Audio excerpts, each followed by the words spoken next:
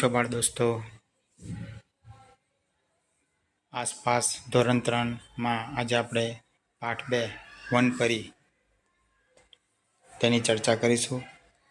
તો પાઠની પૂરેપૂરી સમજ મેળવવા માટે આપણી ચેનલ ઈ શાળા સાથે જોડાયેલા રહેશો અને ચેનલને સબસ્ક્રાઈબ કરી લેશો, જેથી તમને આવનારા નવા વિડીયોની લિંક તરત મળી શકે. તો ચાલો પાઠની શરૂઆત કરીએ. તો તમે બધા પણ તમારા પાઠ્યપુસ્તકમાં પાઠ સાથે સાથે જોતા રહેશો. અમે રવિવારે બગીચામાં ગયા હતા. અમે સંતા કુકડી અને અંતાક્ષરી રમ્યા હતા. અમે ખૂબ જ મજા કરી. થોડું રમ્યા પછી દીદીએ કહ્યું, ચાલો રમત રમીએ, હું વનપરી બનીશ. વનપરી જે પણ નામ બોલે બધાએ તે વસ્તુને અડકવા જવાનું. આ રમતની શરૂઆત થઈ. દીદીએ કહ્યું, વનપરી છોડને અડકવાનું કહે છે. એ જ સમયે બધા જ બાળકો છોડ તરફ ચાલી નીકળ્યા. અમુએ ગલગોટો પકડ્યો. શબનમે બેસીને જાસ્મીનના છોડને સ્પર્શ કર્યો. માઇકલે મહેંદીના છોડને સ્પર્શ કર્યો. દયારામ લીમડાના વૃક્ષને પકડીને ત્યાં ઊભો રહ્યો.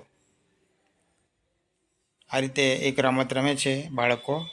અહીંયા જુદા જુદા બાળકો દેખાય છે અને અલગ અલગ છોડને બાળકો અડકી રહ્યા છે. ત્યારબાદ આગળ જોઈએ. દીદીએ કહ્યું, સરસ. બધાએ છોડને સ્પર્શ કર્યો, પરંતુ તમે જોયું બધા છોડ એકબીજાથી અલગ છે. શબનમે કહ્યું, દીદી તમે પણ એક નાના છોડ પર બેઠા છો.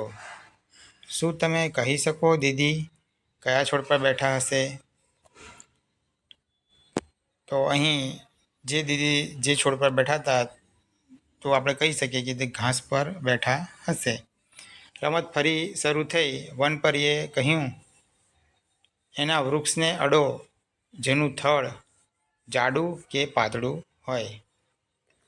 તો અહીં બધા બાળકો એક વૃક્ષને અડકી રહ્યા છે, જેમાં 3 બાળકો દેખાય છે અને બીજામાં એક બાળક નાનું વૃક્ષ છે તેને પાત પીડી રહ્યું છે. બાળકો ફરી જાડું અથવા પાતળું થડ હોય તેવા વૃક્ષને અડવા દોડ્યા. તમે ચિત્રમાં દર્શાવ્યા મુજબ જેનું થડ જાડું છે તેવું વૃક્ષ જોયું છે?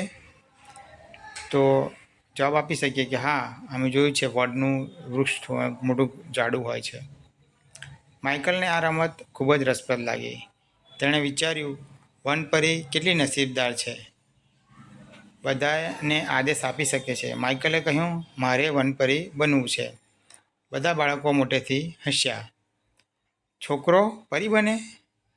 હવે બધા નવી વનપરી પાસેથી આદેશ લેવા તૈયાર હતા. માઇકલે કહ્યું, મને થોડા પાંદડા પરનો લાવી આપો. દીદીએ કહ્યું, પરંતુ યાદ રાખજો તમે પાંદડા વૃક્ષ પરથી તોડી શકશો નહીં. બાળકો નીચે જમીન પર પડેલા પાંદડા એકઠા કરવા દોડ્યા. હવે આ પાઠની પહેલી પ્રવૃત્તિ અથવા તો જે સ્વાધ્યાય છે તે આવ્યો છે. વિચારીને લખવાનું કે તમે જોયેલા પાંદડાના નામ લખો. તો આપણી આજુબાજુ ઘણા બધા પાંદડા હોય જ છે, જેમાંથી અહીંયા કેટલાક પાંદડાના નામ લખ્યા છે. આસોપાલવનું પાન, લીમડાનું પાન, વડનું પાન, પીપળાનું પાન. ચલો આગળના પાન પર જઈશું. શું બધા પાંદડાના રંગ, આકાર અને કિનાર સમાન છે?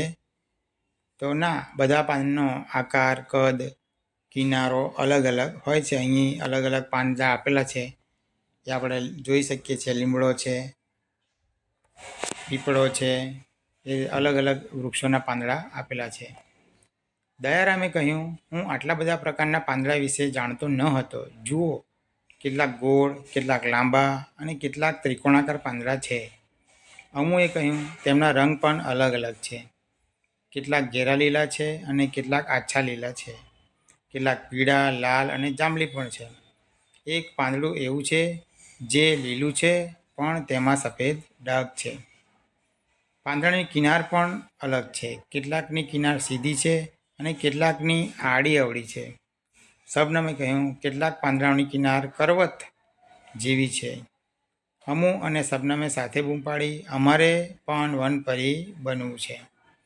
દીદીએ કહ્યું, આજે નહીં, આવતા રવિવારે. અત્યારે ઘરે જવાનો સમય થઈ ગયો છે. રસ્તામાં અમે અને દીદીએ કવિતા ગાઈ. હવે વાંચો અને લખો. બગીચામાં શું શું જોવા મળે છે? તો આપણે બગીચામાં જઈએ તો આવા ઝાડ છે, લપસણી, હિંચકા, ફૂલો, છોડ, ઘાસ જેવી વસ્તુઓ આપણને બગીચામાં જોવા મળે છે. રંગ પૂરો. પાંદડા અને ફૂલમાં મનપસંદ રંગ પૂરવાનો છે. અહીંયા એક ગીત આપેલું છે જે બધા બાળકોએ સાથે ગાવાનું છે. પાંદડા લીલા પીળા ગમતા કે પાંદડા મને ગમતા. પાંદડા તો જાંબલી રંગના જોયા કે પાંદડા મને ગમતા. આ ગીત બધા બાળકોએ સાથે મળી અને ગાવાનું છે. આ ગીત ગેય સાથે તમે આપણી યુટ્યુબ ચેનલમાં સર્ચ કરશો તો તમને મળી રહેશે.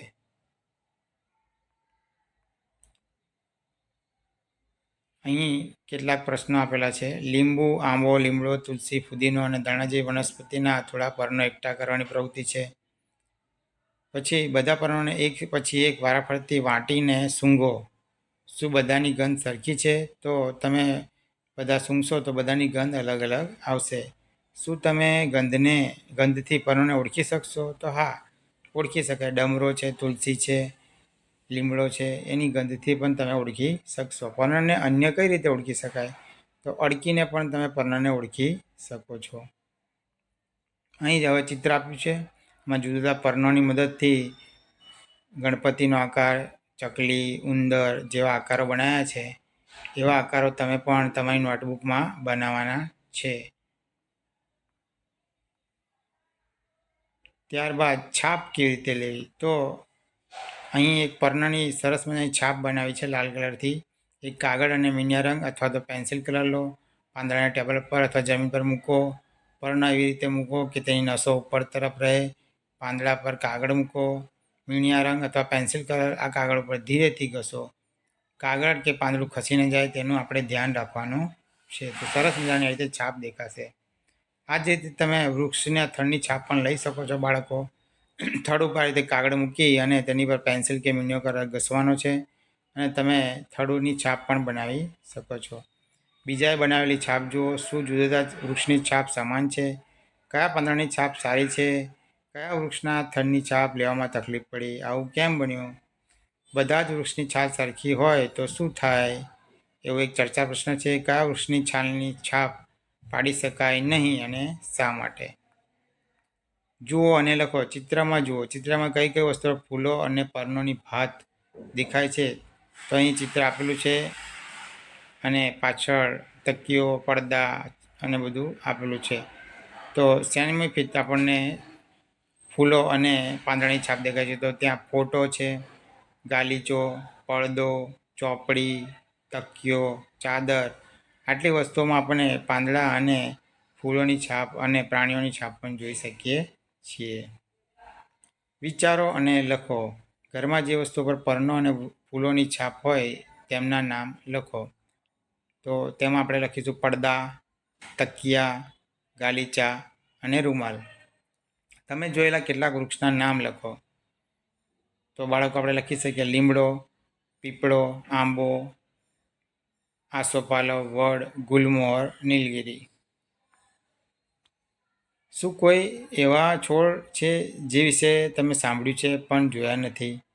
તો તેમાં આપણે ખજૂર, તાડ, નાગફણી, આંબલી, કેસર, થર, કેવડો, તુલીપ એવા વૃક્ષો જે આપણે નામ સાંભળ્યા છે પણ જોયા નથી તેના નામ લખી શકીએ. શોધો અને કહો. વડીલો અત્યારે જોવા મળતા ન હોય તેવા વૃક્ષ વિશે પૂછવાનું છે. વડીલોને પૂછો કે કયા વૃક્ષો અત્યારે છે પરંતુ પહેલાં ન હતા. એવી ચર્ચા વડીલો સાથે કરવાની છે. તમારી શાળામાંથી કોઈ વૃક્ષને પસંદ કરીને તેની સાથે મિત્રતા કરવાની છે. એવી પ્રવૃત્તિ પણ અહીં આપેલી છે. તમારા મિત્ર વૃક્ષ વિશે થોડા પ્રશ્નો પણ આપ્યા છે, તેના જવાબ આપવાના છે અને ત્યારબાદ તમારા મિત્ર વૃક્ષનું ચિત્ર પણ અહીંયા આપણે દોરવાનું છે. તો આ છેલ્લી પ્રવૃત્તિ હતી. પાઠ 2 વનપરીની પાઠ ખૂબ સુંદર છે. તો તમે જુદા જુદા વૃક્ષોના પર્ણો, તેમના થડ, તેમના આકાર વિશે આ પાઠમાં વિસ્તૃત માહિતી મેળવી હશે. આશા છે કે તમને આ સમજૂતી કામ લાગશે. તો મિત્રો, ઈ શાલા યુટ્યુબ ચેનલમાં જોડાવા માટે આપનો ખૂબ ખૂબ આભાર. Thank you.